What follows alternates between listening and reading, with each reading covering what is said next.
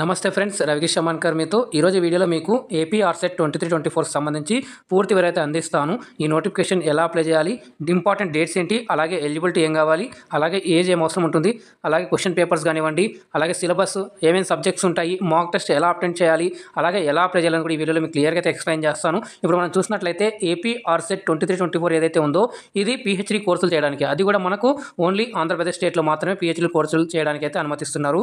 ఈ ఎగ్జామ్ మనకు ఏపీఎస్సిహెచ్సి తరపు నుంచి మనకు శ్రీ వెంకటేశ్వర యూనివర్సిటీ తిరుపతి వారు అయితే ఈ ఎగ్జామ్ కండక్ట్ చేస్తున్నారు. ఈ దాని తర్వాత మనకు ఈ స్ట్రక్చర్ ఎలా ఉండబోతుంది, ఎగ్జామ్ ప్యాటర్న్ ఎలా ఉండబోతుంది, ఇవన్నీ డీటెయిల్ మీకు క్లియర్గా అయితే ఎక్స్ప్లెయిన్ చేస్తాను. అయితే ఇక్కడ మనం చూసుకున్నట్లయితే ఆల్రెడీ నేను ఒక వీడియో అయితే చేస్తాను షెడ్యూల్ అని చెప్పేసి, సో అది కూడా మీకు యూజ్ అవుతుంది. అయితే ఇక్కడ ఏంటంటే ప్రూఫ్స్తో పాటుగా మీకు ఈజీగా ఏమేమి ఉంటాయి, ఎలా ఫీ ఎంత కట్టాలి అనేది కూడా ఇక్కడ క్లియర్గా ప్రతిదీ చెప్తాం కాబట్టి ఇది ఇంకా మీకు హెల్ప్ఫుల్ అవ్వచ్చండి. 20 ఫిబ్రవరి ఆన్లైన్లో ఆల్రెడీ స్టార్ట్ అయిపోయింది. ఆన్లైన్లోనే మాత్రమే అప్లై చేయాలి, అలాగే పేమెంట్ కూడా ఆన్లైన్లోనే చేయాలి. మరి దీనికి సంబంధించి నోటిఫికేషన్ వెలువడింది అని చెప్పేసి జస్ట్ మనకి ఇవ్వడం జరిగింది. అక్కడ ఇలాగ ఒక వెబ్సైట్ కూడా ఇవ్వడం జరిగింది. దానికి సంబంధించి వీళ్ళు ఇంపార్టెంట్ డేట్స్ కానివ్వండి, అలాగే ఎలిజిబిలిటీ కానివ్వండి, సిలబస్ కానివ్వండి, క్వశ్చన్ పేపర్ కానివ్వండి, మోడల్ పేపర్స్ ఏవైతే ఉన్నాయో అన్ని కూడా ఇక్కడ మాక్ టెస్ట్లు అన్ని సంబంధించి మీకు అయితే ఇప్పుడు డీటెయిల్స్ అందిస్తాను. దానికోసం మీరు ఈ వెబ్సైట్ క్లిక్ చేయండి అని చెప్పేసి ఇక్కడ ఇవ్వడం జరిగింది. మీకు ఈ వెబ్సైట్ నేను కింద డిస్క్రిప్షన్ బాక్స్లో అయితే ఇస్తాను, వీడియో డిస్క్రిప్షన్ బాక్స్లో. అక్కడ నుంచి అయితే మీరు వెళ్ళి డైరెక్ట్గా అప్లై చేసుకోవచ్చు. ఇక్కడ ఇచ్చినటువంటి వెబ్సైట్ నేను కింద డిస్క్రిప్షన్ బాక్స్లో ఇచ్చాను కదా, ఆ వెబ్సైట్ మీరు క్లిక్ చేయగానే మనకు వెబ్ పేజ్ అనేది ఓపెన్ అవుతుంది. ఓపెన్ అయ్యగానే మనకు Andhra Pradesh state council of higher education అని చెప్పేసి ఇలా కనిపిస్తుంది. ఇక్కడ మీరు కింద స్క్రోల్ చేసినట్లయితే ఇక్కడ ఏపీ ఆర్సెట్ 23-24 అని చెప్పేసి ఉంది కదా, ఇక్కడ క్లిక్ హియర్ టు గో ఉంది కదా, దాని మీద క్లిక్ చేయండి. క్లిక్ చేయగానే మనకు ఈ ఏపీ ఆర్సెట్ సంబంధించి ఏదైతే డీటెయిల్స్ అన్నీ ఉన్నాయి ఇక్కడ నుంచి మనం చూసుకోవచ్చు. ఇక్కడ మీరు చూసుకున్నట్లయితే హోము, అబౌట్ అస్, ఎలిజిబిలిటీ ఉంది, సిలబస్ ఉంది, అలాగే important dates, notification, corrections, mock test, అంటే మనకి ఏమైనా మిస్టేక్స్ అని కూడా మనం ఏం కరెక్షన్ చేసుకోవచ్చు అని కూడా ఇక్కడ నుంచి క్లియర్గా ఇవ్వడం జరిగింది. ఇక మనం చూసుకున్నట్లయితే ఇంకా కింద ఇంటర్ఫేస్ అనేది ఇలా ఉంటుంది. ఇలా వచ్చిన తర్వాత మనకు అప్లికేషన్ ప్రాసెస్ ఎలా ఉంటుంది అనేది కూడా ఇక్కడ క్లియర్గా ఇవ్వడం జరిగింది. ఫస్ట్ మనం రిజిస్ట్రేషన్ అని పేమెంట్ చేయాలి. పేమెంట్ చేసిన తర్వాత మనం అప్లై చేస్తాం అనమాట. అన్ని డీటెయిల్స్ ఇచ్చేసి మనం పే చేస్తాం. దాని తర్వాత మనకు అప్లికేషన్ ఇచ్చిన తర్వాత లాస్ట్లో మనం అప్లికేషన్ ప్రింట్అవుట్ అనేది తీసుకోవాలి. సో ఇది స్ట్రక్చర్ ఉంటుంది. ఇక్కడ మీరు చూసుకున్నట్లయితే ఇప్పుడు మనం ఇంపార్టెంట్ డేట్స్ కూడా చూద్దాం, ఆ తర్వాత మనం ఎలిజిబిలిటీ అనేది కూడా చూద్దాం. ఇంపార్టెంట్ డేట్స్ చూసుకున్నట్లయితే ఏపీ ఆర్సెట్ 23-24 సంబంధించి మనకు ఆల్రెడీ అప్లికేషన్ అనేది స్టార్ట్ అయిపోయింది.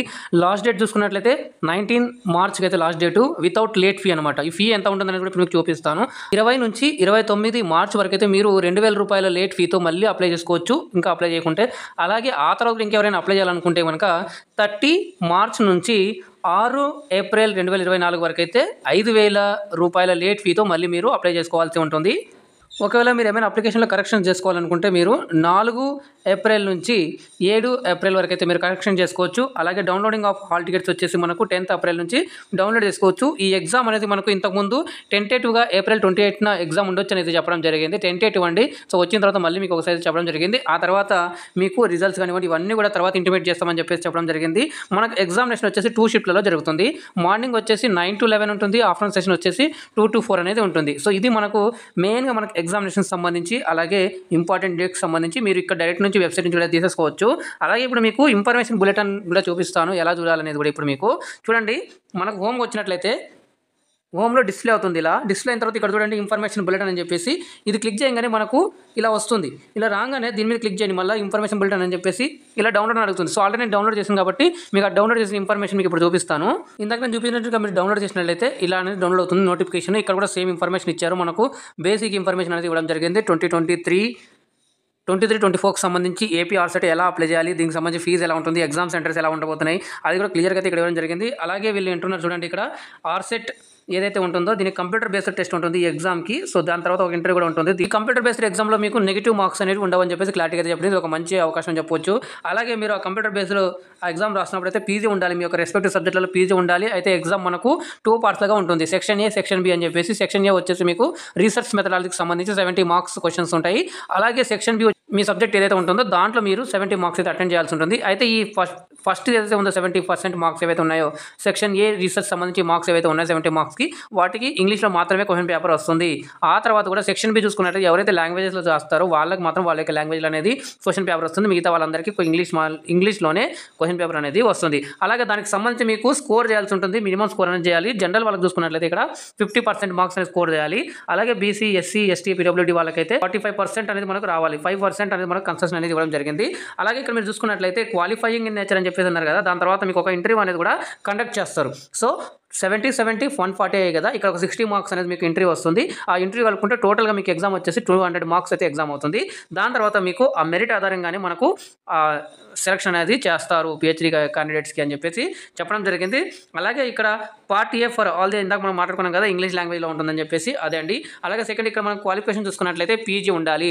మీరు ఏదైతే అప్లై చేస్తున్నారో దానికి మీకైతే పీజీ ఉండాలి. సో పీజీ ఉన్నట్లయితే దాంట్లో 55% అనేది మీకు మినిమం మార్క్స్ ఉండాలి. అలాగే ఎస్సీ, ఎస్టీ, పీడబ్ల్యూడీ వాళ్ళకైతే 50% అయితే ఉండాలి. ఇది దాంతోపాటుగా మీరు ఇక్కడ చూసుకున్నట్లయితే ఎవరైతే రిజల్ట్ కోసం వెయిట్ చేస్తున్నారో, అంటే ఫైనల్ సెమిస్టర్లో, అంటే మేము ఇప్పుడు ఇంకా పీజీ ఫైనల్ ఇయర్ అవుతున్నామండి, లాస్ట్ సెమిస్టర్లో ఉన్నామన్నా కూడా వాళ్ళు కూడా ఈ ఎగ్జామ్కి అనేది అప్లై చేసుకోవచ్చు అని ఇక్కడ క్లియర్గా అయితే తెలపడం జరిగింది. ఏపీ స్టేట్లో ఎన్ని యూనివర్సిటీలు అన్ని యూనివర్సిటీలో ఇక్కడ నుంచే మనకు పిహెచ్డి పోస్టులు అనేవి మనకు పిహెచ్డి వేకెన్సీస్ అనేవి ఫిల్ చేస్తారు. సో ఇది ఇవ్వడం జరిగింది. దాంతోపాటుగా మీకు ఇక్కడ చూసినట్లయితే payments made towards registration fee అని చెప్పేసి ఇక్కడ లేట్ ఫీ ఇవన్నీ కూడా ఇవ్వడం జరిగింది. సో ఎవరు లాస్ట్ డేట్ వరకు అయితే వెయిట్ చేయకండి. సో మీకు ఇచ్చినటువంటి డేట్స్ మీరు వినియోగించుకొని త్వరగానే మీరు అయితే అప్లై చేసేయండి.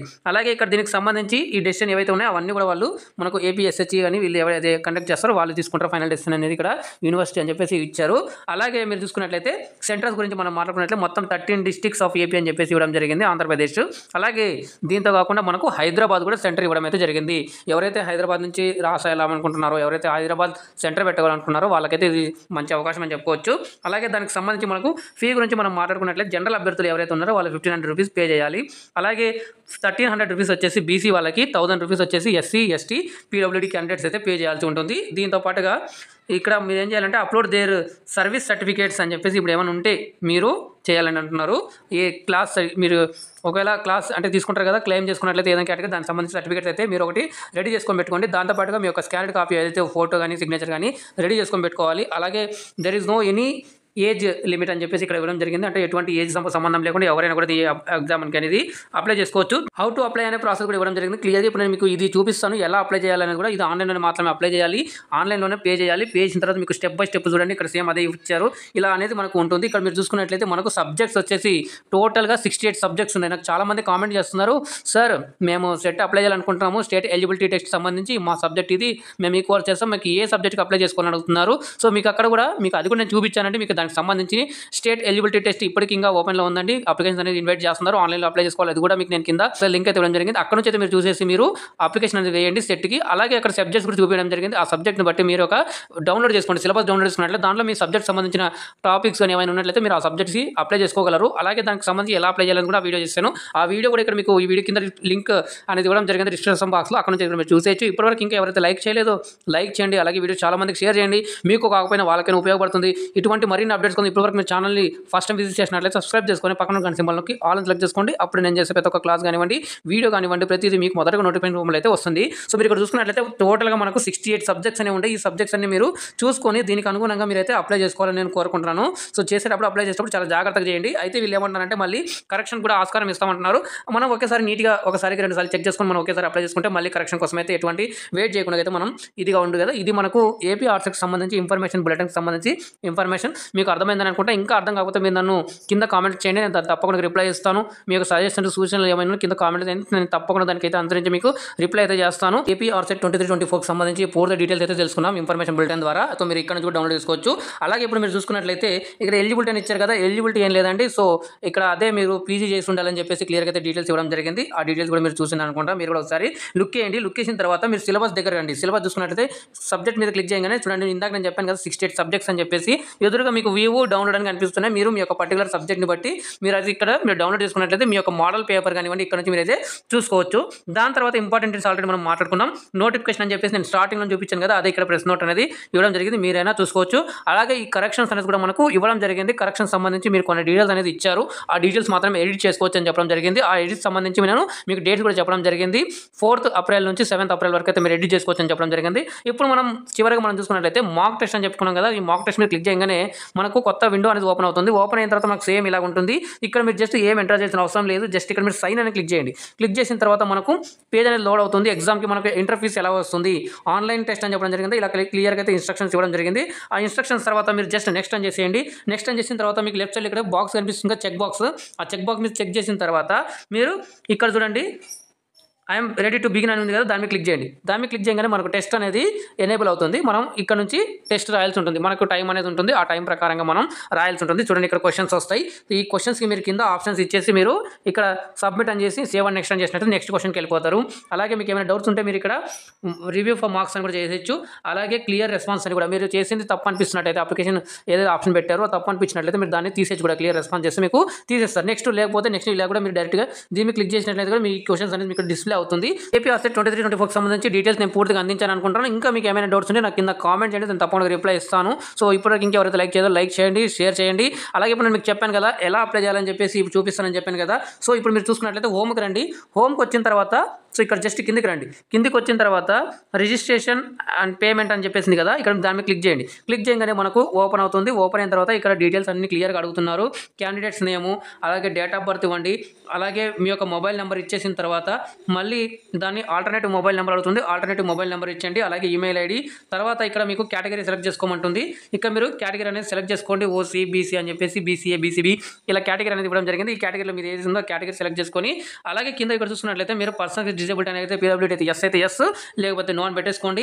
మీరు ఇక్కడ సబ్జెక్ట్ అని ఇచ్చారు కదా, ఈ సబ్జెక్ట్ దగ్గర మీరు ఏ పర్టికులర్ సబ్జెక్టు సరేనా. సో మీరు ఎంఏ ఇంగ్లీష్ చేస్తుంటే మీరు ఎంఏ ఇంగ్లీష్ లేదా ఇక్కడ మీరు ఇంగ్లీష్ సబ్జెక్ట్ సెలెక్ట్ చేసుకోవాల్సి ఉంటుంది. అంటే ఇంగ్లీష్ సబ్జెక్ట్లో మీరు పిహెచ్డీ చేయడానికి అయితే ఇక్కడ అప్లికేషన్ పెట్టుకుంటున్నట్టుగా. అలాగే హిందీ, అలాగే సోషల్, అలాగే పొలిటికల్ సైన్స్, అలాగే హిస్టరీ ఇలాగా మీరు అక్కడ 68 సబ్జెక్ట్స్ ఏవైతే ఉన్నాయో దాంట్లో మీరు అయితే సెలెక్ట్ చేసుకుంటారు. ఇప్పుడు మీకు చూపిస్తాను చూడండి. సబ్జెక్ట్స్ అని క్లిక్ చేయగానే మనకి ఇలా చూడండి, ఆంథ్రోపాలజీ, అలాగే adult education, applied life sciences అని క్లిక్ ఇలా ప్రతి ఒక్క సబ్జెక్ట్ కూడా వస్తుంది. ఈ సబ్జెక్ట్లో మనం ఏదో ఒకటి సబ్జెక్ట్ సెలెక్ట్ చేసుకొని పెట్టుకున్నాను. తర్వాత మనం ముందుకెళ్ళినట్లయితే మీరు క్వాలిఫైయింగ్ డిగ్రీ, దాంట్లో మనం ఇందాక మాట్లాడుకున్నాం కదా, క్వాలిఫైయింగ్ డిగ్రీ వచ్చేసి మనకు పీజీ అనమాట, పోస్ట్ గ్రాడ్యుయేట్. సో దానికి సంబంధించి ఇక్కడ డీటెయిల్స్ అనేవి ఎంటర్ చేస్తారు.